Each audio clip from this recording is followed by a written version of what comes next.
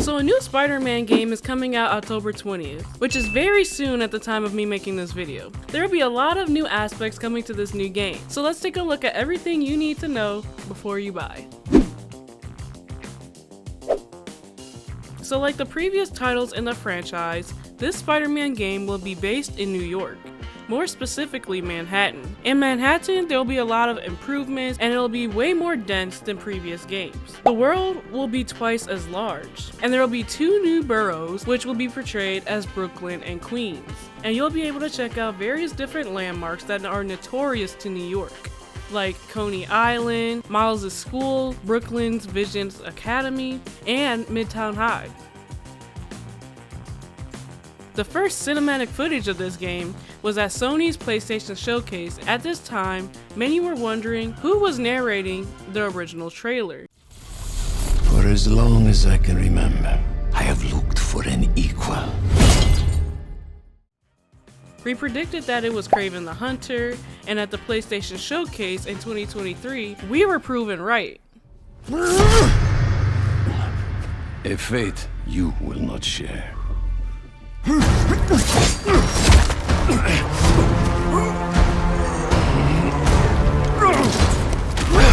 I've been in your shadow for hours, but you sense nothing. Pathetic. But of course, we will not know the full story until release date.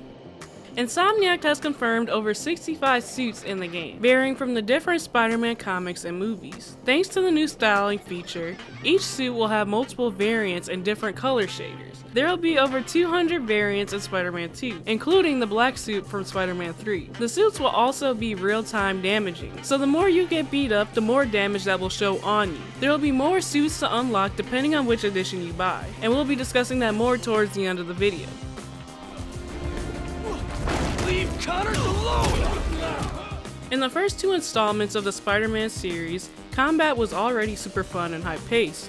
But one of the biggest differences in combat in this game are the gadgets and abilities, which are now mapped to R1 and L1 alone. Hold them down and you'll be able to use one of the 4 equipped abilities or gadgets using the face buttons.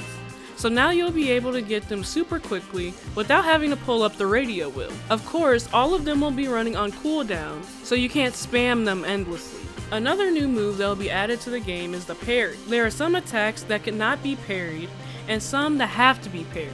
This will be indicated by a small yellow circle and require you to press the L1 button with precise timing to block and stagger the enemy, leaving them vulnerable for a short period of time. And this can be used on most enemies. Peter having the symbiote suit and Miles honing in on his bioelectricity, they really differ from each other, hopefully making this gameplay very unique. Judging by the 3 tons of dead fish, not well. All right. Where are you, Connors? The symbiote strike lets you propel a swirling black mass of tentacles and spikes at enemies. The symbiote punch powerfully launches enemies into the air. The black suit's special moves, symbiote surge, lets you manually grab onto enemies and slam them back into the ground. Miles has access to moves like chain lightning and the venom smash, which are both pretty big updates from the last game. And I just did a review on Spider-Man Remastered, so make sure to check that out after this video. Make sure to subscribe for more PlayStation news, analysis, and reviews.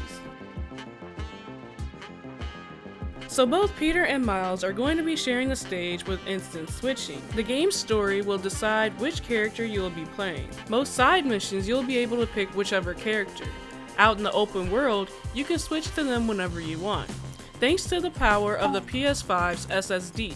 Switching between the two will be almost instantaneous, and it kind of reminds me of like how we did in GTA 5, but hopefully with less load times. And another fun tidbit is that you'll be able to pretty much run into the other Spider-Man or see him swing around in the distance.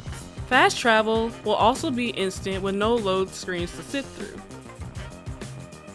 Another thing that will be involved in the gameplay is that the game will draw your attention to optional activities through visual cues that will be in multiple forms, like seeing talent drones circling around a building, or noticing the ping of a spider bot in the distance, or seeing a symbol being projected into the sky. There will be many ways to manually discover available optional activities in the open world around you.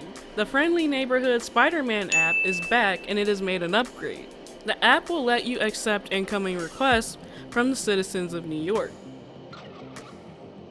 Peter and Miles are now equipped with AR lenses, which you can view at any time to see overlays of side activities in the world itself.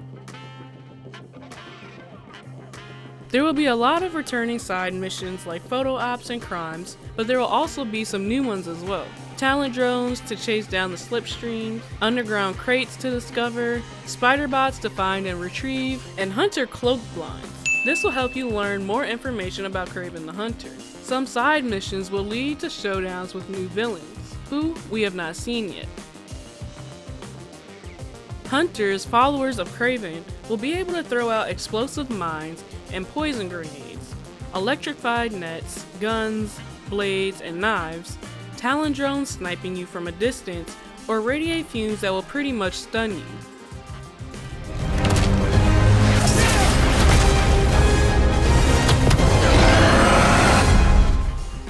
There are 3 different editions to Spider-Man 2. The pre-order edition, which is $70, which will include early unlock of the Arkham Knight suit for Peter, the Shadow Spider suit for Miles, a web shooter gadget, a web grabber gadget, and 3 skill points. The deluxe edition will be about $80 and will include 10 suits for each Spider-Man to use. You will also get bonus photo mode items and an extra 2 skill points, along with bonus items I mentioned before in the standard pre-order edition. Collector's edition, if you can get your hands on it, will be about $230, and it comes with a 19-inch statue featuring Peter and Miles and a battle against a very large Venom. You'll also receive an exclusive steelbook case. You get the digital deluxe edition of the game, so that means your steelbook case will be pretty empty. But you also get all the goodies from the digital deluxe edition, as I mentioned before. There will also be a PS5 bundle with Marvel's Spider-Man 2 that will be launching this month. For all of you who still don't have a PS5, they are back in stock, so go get you one. How do you feel about Spider-Man 2? Do you think that it'll be better than the first one, or even Miles Morales? I think it will be. Fingers crossed at least. What are you most excited for in the game? Let me know down below, and don't forget to like, share, and subscribe. Pause for now, play forever. AK out.